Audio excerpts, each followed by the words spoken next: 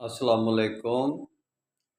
مساجد کو گرانا میں تو کہتا ہوں کہ ایک سلسلے سے چاہیے۔ پورے ملک کے اندر ہر محلے کے اندر ایک محلے کے اندر 5 مسجدیں ہوتی ہیں، 5 جامعہ مساجد ہوتی ہیں، اور پانچوں کوئی ہری پگڑیوں والا نے بنائی ہوتی ہے، کوئی اہل حدیثوں نے، کوئی بریلویوں نے، کوئی دیوبندیوں نے، کوئی اس طرح کر کے مکاتب فکر نے اپنی اپنی مساجد بنائی ہوتی ہیں، اور اپنے اپنے فرقوں کو، یعنی کہ ایک فرقہ بندی کی ہائیڈ آؤٹس ہیں، وہ مساجد نہیں ہیں جن میں اللہ کا ذکر نہیں ہوتا، فرقہ بندی کا ذکر ہوتا ہے۔ ایسی مساجد کو تو گرانا چاہیے، جیسے عبداللہ بن ابی کی مسجد کو منافقین کی کو گرا دینا چاہیے تھا۔ وہ ضروری تھا اس مسجد کو گرانا کہ جس کی بنیاد ہی منافقت پر بنے، فرقہ واریت پر بنے۔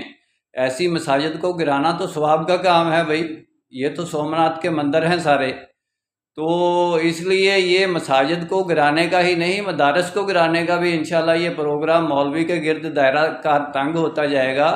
اور مولوی نے جو اسلام کو بزنس بنا رکھا ہے اور اسلام کو تقسیم کیا ہوا ہے سیاسی جماعتوں میں اور دینی جماعتوں میں، ساری سیاسی جماعتیں بھی دینی جماعتیں ہیں، سارے کلمہ گو ہیں، ان کی تقسیم کی ہوئی ہے، ڈیموکریٹک پولیٹکس پر تقسیم کی ہوئی ہے۔ آگے جا کے وہ تقسیم یعنی کہ اقلیت کی حکومت بنتی ہے، تو اس لیے یہ انشاءاللہ سارا سسٹم ایبولشڈ کر دوں گا میں، انشاءاللہ ٹرائی کر رہا ہوں، بڑی دیر سے لگا ہوں، اور ہر مسجد کے اوپر جامعہ مسجد مسلمین لکھا ہوگا، یا مسجد کا کوئی مخصوص نام ہوگا۔ فرقہ واریت کی پہچان کی بنیاد پر مساجد بنے گی نہیں، ان کو لائسنس ہی نہیں ملے گا، اور انشاءاللہ آگے سے آگے ان کا دائرہ کار تنگ ہوتا جائے گا، اور وہ وقت دور نہیں ہے کہ جب مولوی کو مسجد میں پناہ نہیں ملے گی۔